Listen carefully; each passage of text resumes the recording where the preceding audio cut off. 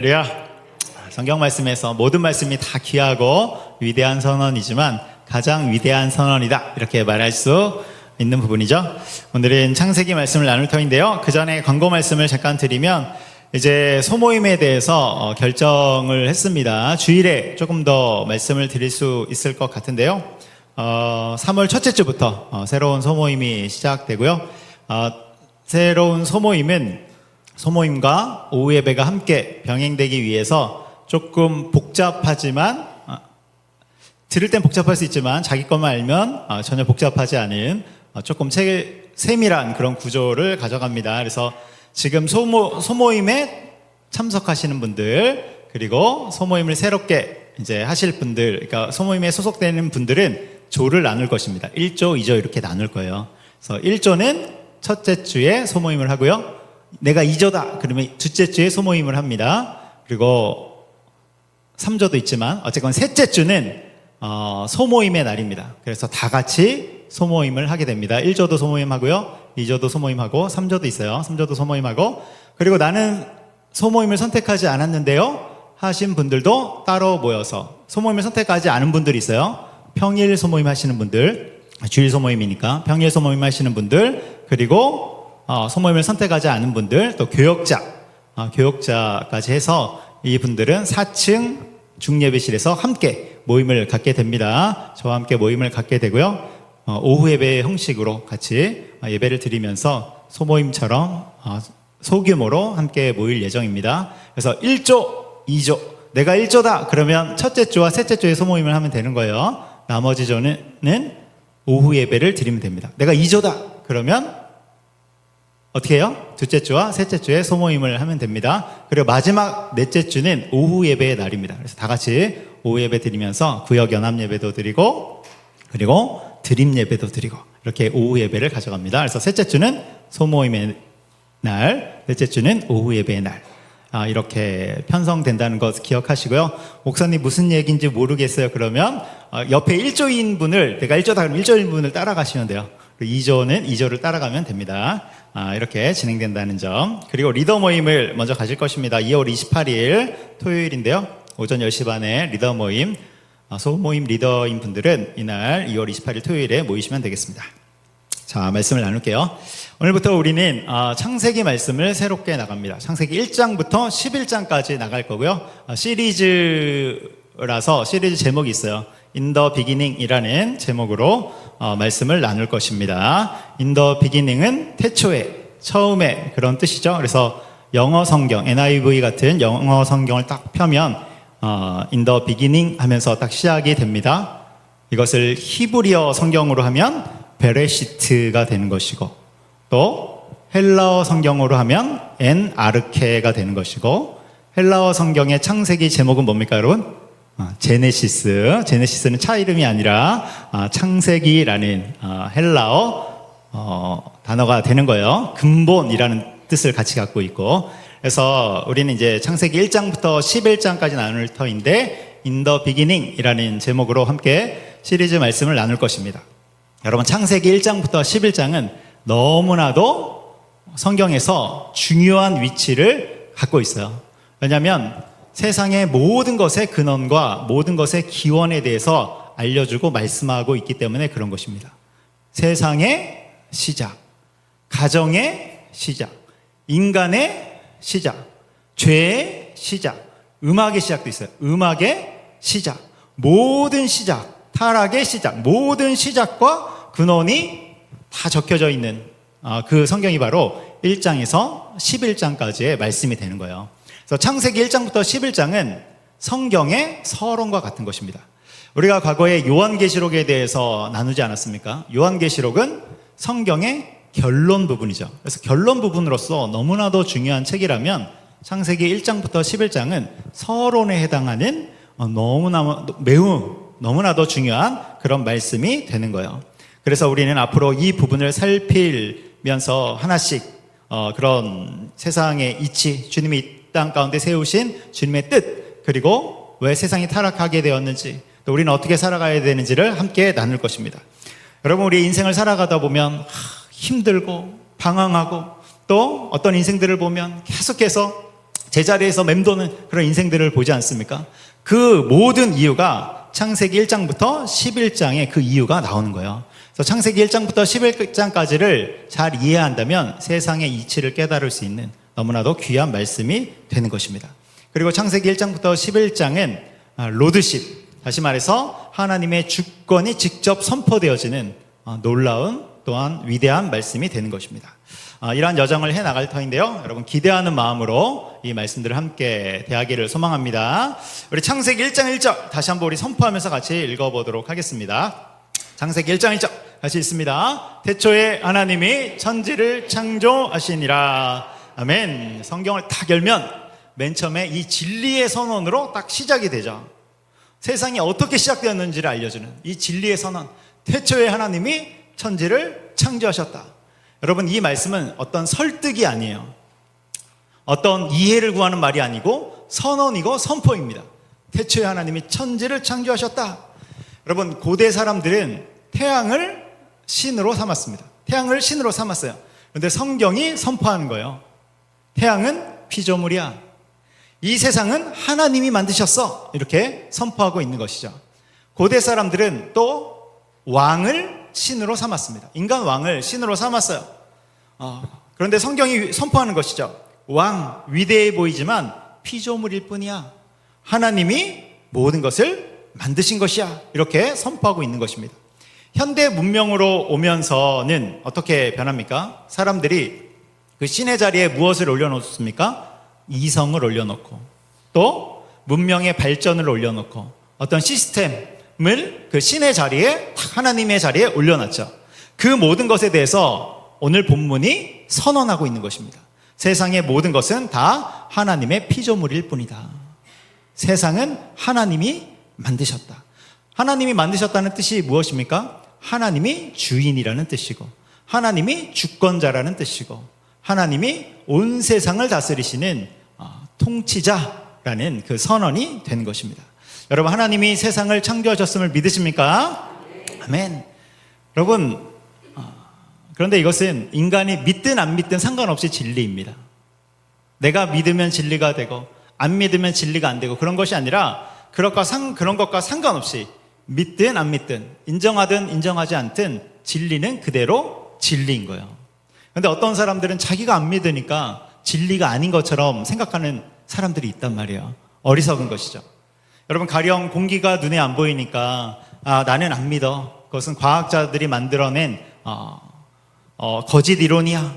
이렇게 고집을 피운다고 해서 공기가 사라지는 것이 아니죠. 진리는 그대로 있는 거예요. 내가 아무리 부인하고 내가 아니라고 거부해도 진리는 나와 상관없이 그대로 진리인 것입니다. 그래서 지혜로운 사람은 어떤 사람이에요? 그 진리를 빨리 인정하고 그 진리에 자신을 맞추는 사람, 그 사람이 지혜로운 사람이죠.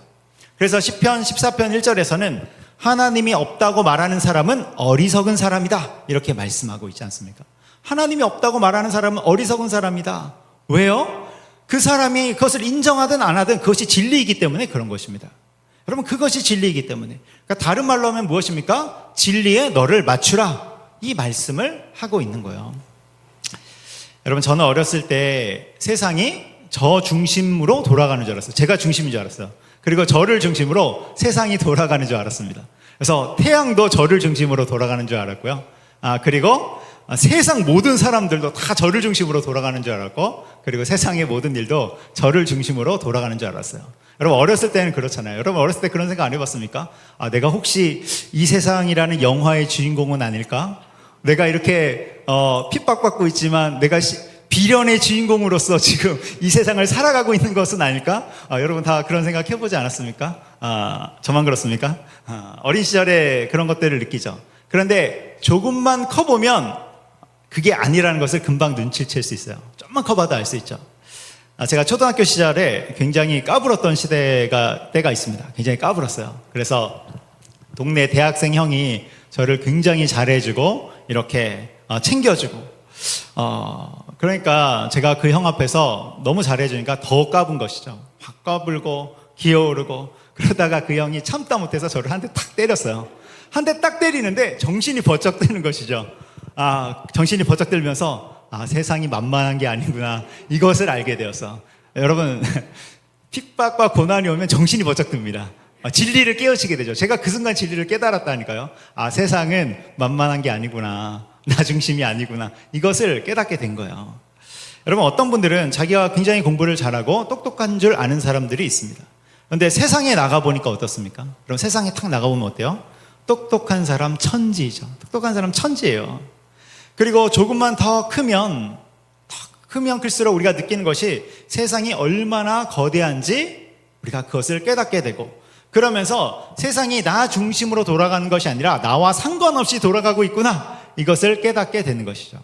우리가 철들면서 그것을 깨닫지 않습니까? 아, 세상이 나 중심이 아니라 나와 상관없이 돌아가는구나. 그래서 우리가 철이 들면 어떤 생각을 하냐면, 나는 세상의 중심이 아니라 세상의 일원이고, 그렇게 더불어 사는 연습을 해야 되는구나. 더불어 사는 연습. 그러면서 섬기면서 사는 삶을 연습해야 되는구나. 이러한 사실들을 깨달아 알게 된다는 거예요. 여러분, 진리도 마찬가지죠. 진리를 자꾸만 자기 중심에서 생각하는 사람들이 있어요. 그래서 내가 이해되어야지 믿고, 내가 되어야만 순종하고, 그런 사람들이 있다는 거예요. 그런 거 아니라니까요, 여러분. 진리를 중심에다 두고 우리를 맞추는 것입니다. 진리가 중심에 있고 우리가 맞추는 거예요. 때때로 이해되지 않아도 순종하는 것입니다. 때때로 납득되지 않아도 그 진리를 따라가는 것입니다. 그 진리를 중심에 두고 우리는 삶을 살아가기 때문에 그런 거예요. 그래서 신앙이 뭐라고 했습니까? 신앙은 무게중심의 이동이다. 무게중심이 나에게 있었다면 하나님 중심으로, 하나님께로 옮겨가는 것, 그것이 바로 신앙이다, 이렇게 말씀드린 바가 있어요. 그런데 우리 인간은 죄성이 있잖아요. 죄성이. 그러니까 자꾸만 무게중심이 이렇게 기울어져요. 가만히 놔두면 이제 내 쪽으로 이렇게 기울어진단 말이에요. 그래서 우리는 부단히 하나님 쪽으로 기울이기 위해서 애쓰고 힘쓰고 하는 것입니다. 여러분, 어떤 사람들은 내가 파란색을 좋아하면 하나님도 파란색을 좋아하기를 강요하는 사람들이 있어요. 내가 네모난 것을 좋아하면 하나님도 네모난 것을 좋아하기를 요청하는 사람들이 있는 거예요. 그런데 하나님이 네모난 것을 안 좋아하면 토라지고 삐지고 그런 사람들이 있다는 거예요. 여러분, 이것은 전혀 하나님 중심의 신앙이 아니라 나 중심의 신앙이 되는 것이죠. 계속해서 이렇게 살아간다면 여러분, 그것은 신앙이 매우 어린 것입니다. 어린 거예요. 빨리 신앙의 철이 들어야 돼요. 그래서 우리는 하나님이 기뻐하는 것을 함께 기뻐하고, 할렐루야, 하나님이 좋아하는 것을 함께 좋아하고, 그것이 바로 성숙한 신앙이고 진정한 신앙이 되는 것이죠. 그래서 하나님이 나 외에 다른 신을 내게 두지 말라 말씀하시면 나도 그것을 기뻐하면서 우상을 버리는 것입니다. 우상을 버리기를 힘쓰는 거예요. 여러분, 우상이 뭐가 있습니까?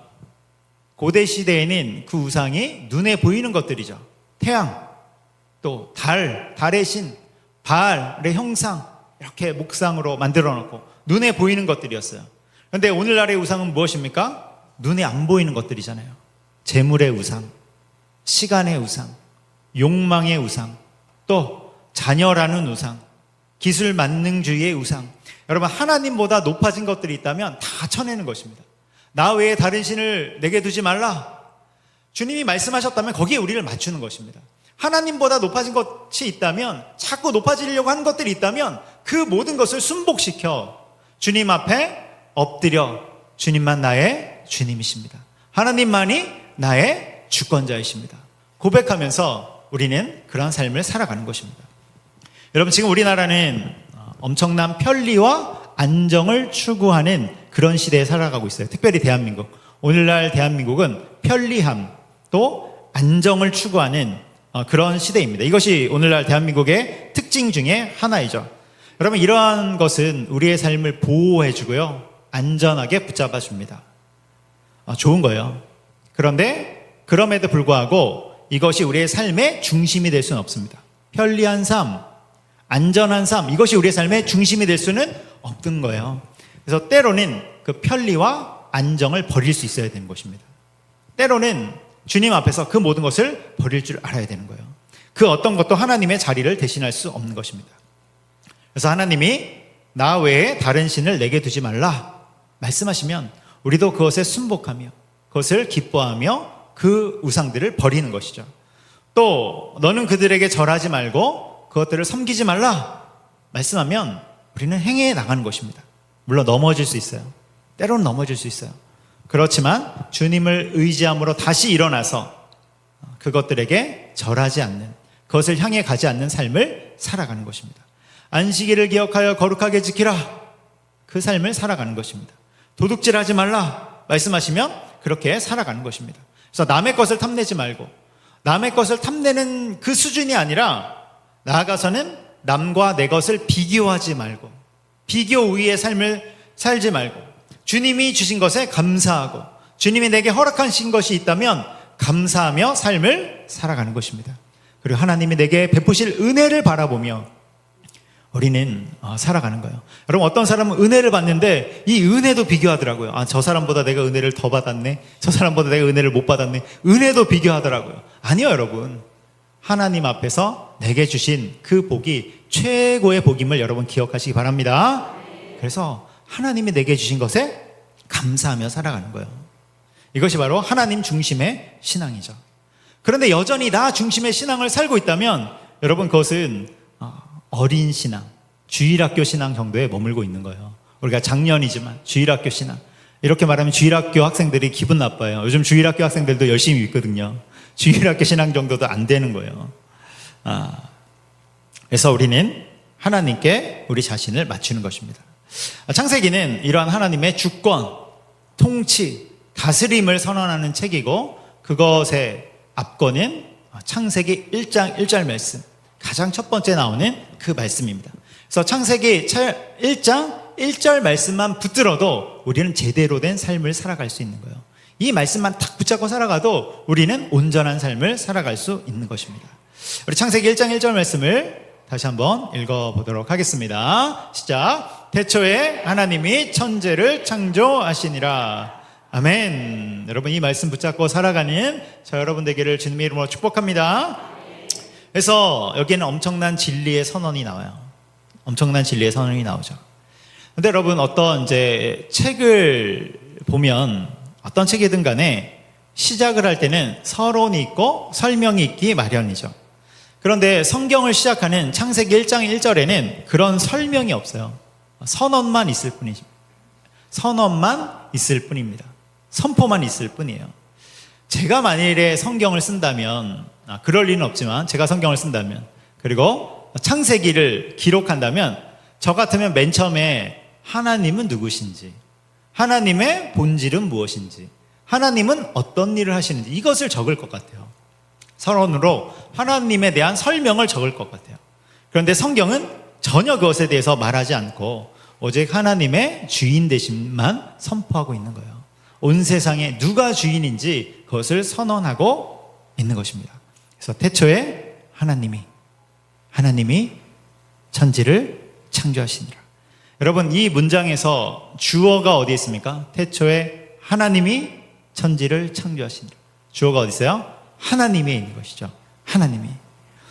여러분, 이것이 창세기 1장 1절에서 우리 가운데 주는 정말로 귀한 메시지 중에 하나이죠. 주어가 어디에 있는지.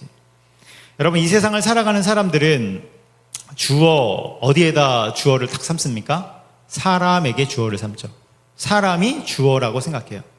그런데 사람이 주어라고 생각하는 순간, 그리고 사람이 주어라고 생각하기 때문에 여기에서부터 모든 불행과 죄악과 타락과 절망이 다 시작되는 거예요.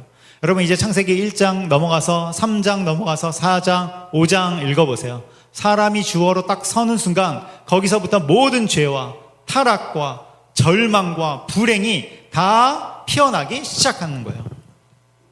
여러분, 오늘날에는 행복의 가치가 엄청 중요한 시대이죠. 그래서 우리는 행복을 위해서 살아간다, 이렇게 말하는 사람들도 있어요. 사람들은 행복을 위해서 열심히 살아가고 행복을 열심히 찾아 헤맵니다. 그런데 열심히 행복을 찾아 헤매는데 안타깝게도 도달하지 못하는 거예요. 도달하지 못합니다. 왜 도달하지 못합니까? 주어가 틀렸기 때문에 도달하지 못하는 거예요. 여러분, 인간이 주어가 되면 행복에 도달할 수가 없는 거예요. 근본적으로 행복이라는 것 자체가 하나님이 만드신 귀한 것이기 때문에 그런 것이죠. 그래서 그동안 인간은 행복하기 위해서 행복을 찾기 위해서 뭘 했냐면 소유를 열심히 쌓기 시작했어요. 소유를. 행복은 소유에서부터 오는구나. 그 소유를 열심히 쌓기 시작했단 말이에요. 그런데 여러분, 아무리 쌓아도 행복에 도달할 수 없음을 깨닫게 된 것이죠. 저기까지만 가면, 요 정도 소유를 가지면 행복할 것 같아. 행복이 보여서 딱 가면 어떻게 돼요? 사막의 신기루와 같은 것이죠. 없어요. 요 앞에 더가 있는 것이죠. 저 정도만 더 쌓으면 내가 행복할 것 같아. 그리고 열심히 해서 거기 딱 가니까 어떻게 합니까? 없어요. 그러면서 더 앞에 가 있는 것이죠. 이것을 통해서 인류는 깨달았어요. 소유로부터는 참 행복이 올 수 없구나. 그래서 어떤 시도를 하게 됩니까? 관계로부터 행복을 찾는 시도를 하기 시작했어요. 여러분, 관계로부터 행복을 찾는 시도는, 이것은 성경적인 개념이 들어간 거예요. 성경적인 개념. 그런데 세상은 성경적인 개념이 들어갔음에도 불구하고 여전히 인간이 주어이기 때문에 온전한 행복에 도달하지 못합니다. 인간끼리의 관계에서 행복을 찾기 때문에, 여러분, 타락한 인간은 온전할 수가 없죠. 그래서 참 행복에 거하지 못해요. 가족 간의 관계, 주변과의 관계에서 행복을 찾으려고 했지만 물론 성경적인 개념이 들어갔기 때문에 그것이 맞아 보이고 좋아 보입니다. 근데 한계가 뚜렷한 거예요. 왜냐하면 진짜 행복은 관계로부터 오는 것이 맞는데, 먼저 하나님과 올바른 관계를 맺을 때, 그때 참 행복이 시작되기 때문에 그런 거예요. 그래서 관계로부터 오는데, 하나님과의 관계를 올바로 맺으며, 그 관계로 가족과의 관계를 맺고, 내 주변과의 관계를 맺고, 또 어떤 관계가 있습니까? 나와 나 자신의 관계를 맺고, 또 나와 사회와의 관계를 갖는 것이죠. 다시 말해서 하나님이 주어가 될 때 우리는 참 행복한 삶에 거할 수 있다는 거예요. 그런데 세상은 인간을 주어로 삼기 때문에, 인간을 주어로 삼고 시도하기 때문에 한계가 뚜렷한 것이죠. 하나님을 떠난 인간은 죄의 본성, 타락한 인간이기 때문에 그런 것입니다. 여러분, 행복만 그렇습니까? 제가 지금 행복만 설명했지만 행복만 그런 것이 아니라 모든 것이 다 그렇죠. 모든 것이 다 그래요. 그래서 하나님을 인생의 주어로 삼기 시작할 때 우리의 삶의 모든 불행과 절망과 타락과 불안은 끝나고 주님이 주시는 평안과 사랑과 화평이 시작되는 것입니다. 여러분, 하나님을 주어로 삼을 때 이 불안한 삶에서 평안한 삶을 살아갈 수 있다니까요. 저 사람은 저렇게 고난이 많고 저렇게 불안해 보이는데 어떻게 평안을 누리는가? 그 인생의 주어가 하나님께 있기 때문에 그의 상황은 불안해 보이지만 하늘 평안을 소유하게 되는 거예요. 절망의 상황인데 절망에 빠지지 않는 그 놀라운 삶을 살아간다니까요. 그 인생의 주어가 하나님께 있기 때문에 그런 것입니다. 누가 봐도 불행해야 되는 삶인데, 누가 봐도 낙심해야 되는 삶인데, 그 인생에 보면 기쁨이 충만한 것이죠. 여러분, 이것이 세상이 알 수 없는 비밀과 같은 것입니다. 창세기 3장에 보면 사단이 아담과 하와를 유혹하죠. 아담과 하와를 유혹하면서 선악을 알게 하는 나무, 그 열매 선악과를 먹으라, 이렇게 이야기합니다. 그러면서 선악과를 먹으면 너희가 하나님처럼 될 거야, 이렇게 말하죠. 창세기 3장 5절을 우리 같이 한번 읽어보도록 하겠습니다. 창세기 3장 5절 같이 읽습니다. 시작. 너희가 그것을 먹는 날에는 너희 눈이 밝아져 하나님과 같이 되어 선악을 알 줄 하나님이 아심이니라. 아멘. 하나님과 같이 되어 선악과를 먹으면 하나님처럼 된대요. 여러분, 인간의 최대 유혹이 무엇입니까? 인간의 최대 유혹은 인간이 하나님의 자리에 앉고 싶은 것이죠. 인생의 주어가 자신이 되고 싶은 거예요. 자기가 중심이 되고 싶은 거예요. 여러분, 그것을 이야기하고 있는 것입니다. 요즘 우리 시대를 보면 갑질을 근절하는 그런 시대로 가고 있죠. 그래서 갑질에 대한 뉴스도 많이 나오고, 갑질을 근절하는 이제 그 시대 속에서는 인권의 문제도 있고, 또 가치관과 사회 여러 변화들 때문에 이제 그렇게 나아가고 있죠. 그런데 또 한편으로 보면 요즘은 갑질이 아니라 을질이라는 말도 나왔어요. 을질. 그래서 갑질을 근절하자 이 핑계로 을의 위치에 있는 사람들이 역공격을 하면서 자신의 이득을 취해가려는 그런 것들이 있죠. 이런 것을 보면서 역시 타락한 인간의 모습이구나, 이것을 보게 되는 거예요. 아무튼 뉴스를 보면 심각한 갑질을 하는 사람들이 나오는데, 여러분, 그런 심각한 갑질을 하는 이유가 무엇입니까? 괜찮은 사람이었는데 권력을 손에 딱 쥐는 순간 달라져 버리죠. 이유가 무엇입니까? 어떤 사람은 다른 사람을 종처럼 부리고 그리고 억압하고 포갑합니다. 이유가 무엇입니까? 자신이 하나님의 자리에 앉으려는 그 습성과 본성이 나타났기 때문에 그런 거예요. 그런데 이것은 사단이 세상의 주인이 되고 싶은 그 마음을 인간에게 투영한 것이죠.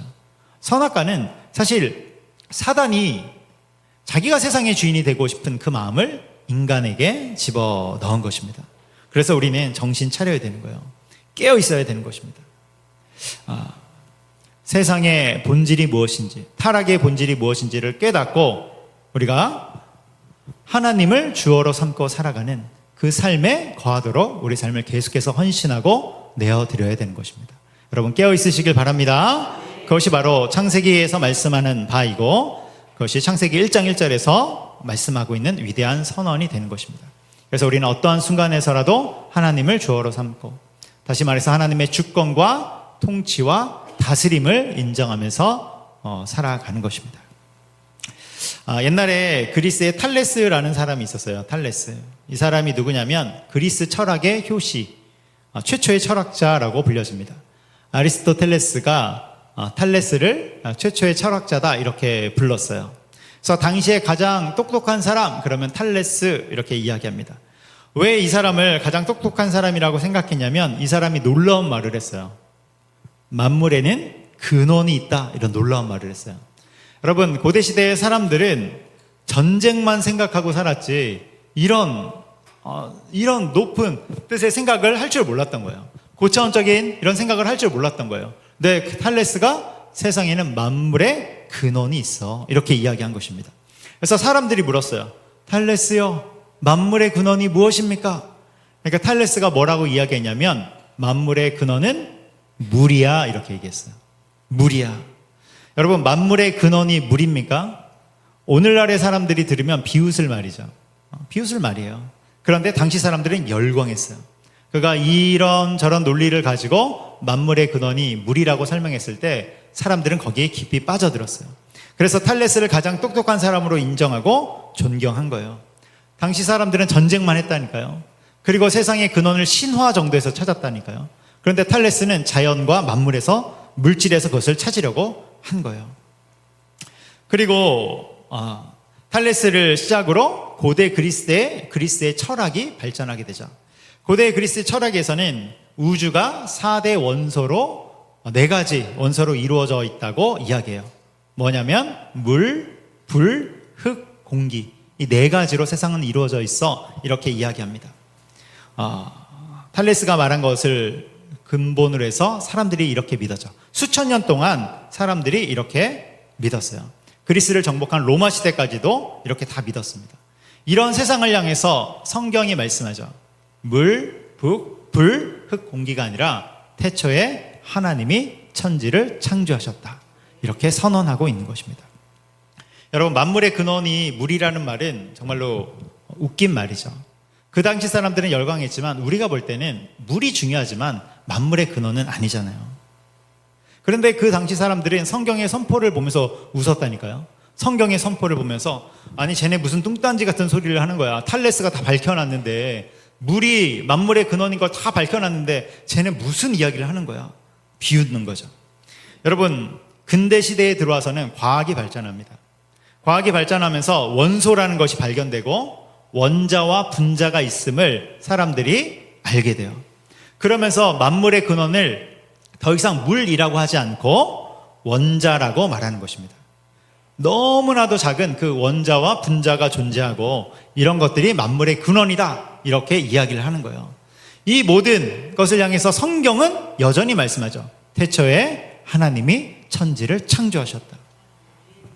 그때도 세상 사람들은 뭐라고 이야기하는 줄 아십니까? 쟤네 무슨 얘기를 하는 거야. 저 교회 다니는 애들 무슨 뚱딴지 같은 소리를 하는 거야. 과학자들이 다 밝혀놨는데 제발 비과학적인 소리 하지 마, 라고 하면서 이야기합니다.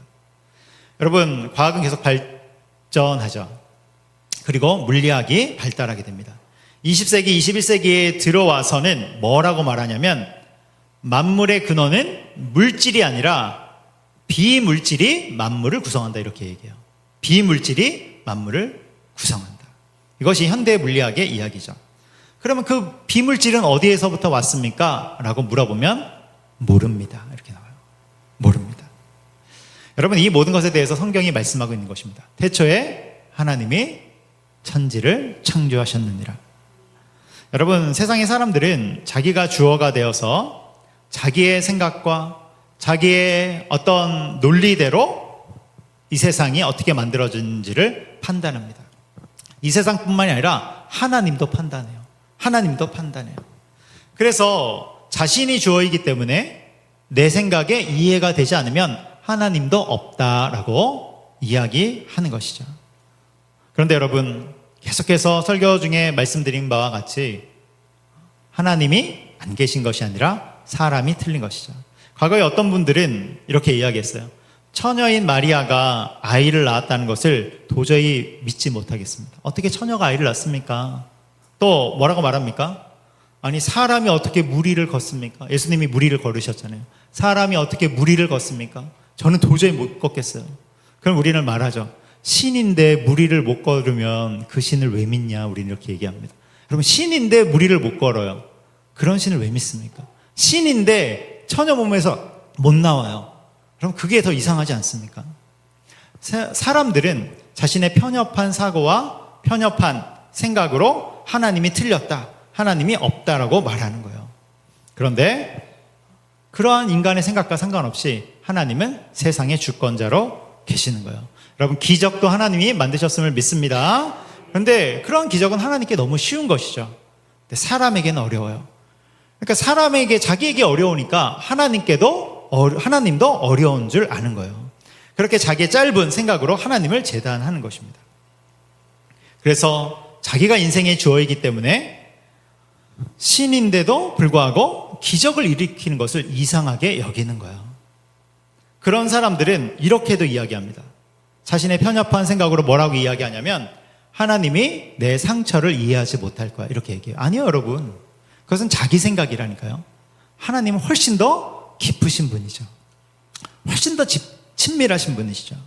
어떤 분은 이렇게 말해요. 하나님은 다른 사람은 다 용서해도 나 같은 죄는 용서하지 못할 거야. 내 죄는 용서하지 못할 거예요. 아니라니까요. 하나님은 어떤 죄도 십자가의 능력으로 다 용서하실 수 있다니까요. 여러분, 십자가의 능력은 무한한 거예요. 자기의 생각이 요만하니까 하나님도 요 정도라고 생각하는 거예요. 아니, 여러분, 버리시기 바라요. 하나님께 나를 맞추라니까요. 성경 말씀에 나를 맞추라니까요. 하나님이 모든 것을 용서하셨다 그러면 용서한 것입니다. 나와 상관없이 용서한 거예요. 하나님이 우리의 모든 상처를 회복시키신다 말씀하시면 다 회복시키시는 것입니다. 우리는 아멘하고 그 깊은 자리로 들어가는 것이 우리의 몫인 거예요. 나는 구원 못 받을 거야. 아니, 하나님은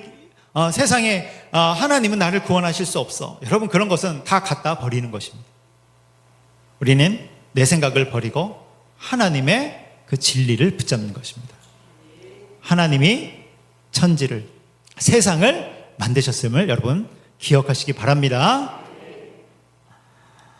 그래서 하나님이 세상을 창조하셨음을 아는 자들은 뭘 하기 시작하냐면 하나님의 광대하심을 인정하기 시작하는 거예요. 그러니까 하나님의 놀라우심을 찬양하기 시작하는 것입니다. 그래서 여러분, 그러한 자들은 하나님을 경배하는 예배자의 위치에 서게 되는 것입니다. 정리하면 뭐냐면요, 여러분, 하나님은 이해와 납득의 대상이 아니라 예배와 경배의 대상이 된다는 거예요. 여러분, 우리는 하나님을 이해할 수 없어요. 이해의 대상이 아니라니까요. 우리는 주님 앞에 무릎 꿇고 경배하고 예배하는 거예요. 온 땅의 주인이신 그 주님 앞에 우리의 모든 것을 다해 찬양하기 시작하는 거예요. 요한계시록 4장 8절 이하에 보면 네 생물이 나오는데 6날개를 가졌고 안팎에 눈이 가득하죠. 그 네 생물, 천사가 밤낮 쉬지 않고 하나님을 예배하고 찬송합니다. 거룩하다, 거룩하다, 거룩하다. 주 하나님 곧 전능하신 이여, 이제도 계셨고 전에도 계셨고 장차 오시리시라 계속해서 찬양하는 것입니다. 그 뒤로 24장로들도 함께 찬송하죠. 자기 면류관을 드리면서 하나님을 찬양하는 거예요. 우리 주 하나님이여 영광과 존귀와 찬송을 받으소서. 여러분, 하나님이 세상을 창조하셨고 운행하시는 통치자임을 믿는 자들은 하나님 앞에 무릎을 꿇고 경배하기 시작하는 것입니다. 여러분, 하나님은 이해와 납득의 대상이 아니라 경배의 대상임을 여러분 기억하시기 바랍니다. 그래서 우리는 그 위대하신 하나님, 놀라우신 하나님, 그 우리의 인간의 이해를 뛰어넘는 그 역사하신 하나님 앞에 무릎을 꿇고 예배하고 경배하며 나가는 것입니다. 그러한 경배자의 신앙까지 나가는 우리가 되기를 주님의 이름으로 축복합니다. 이 시간 같이 우리 찬송하도록 하겠습니다.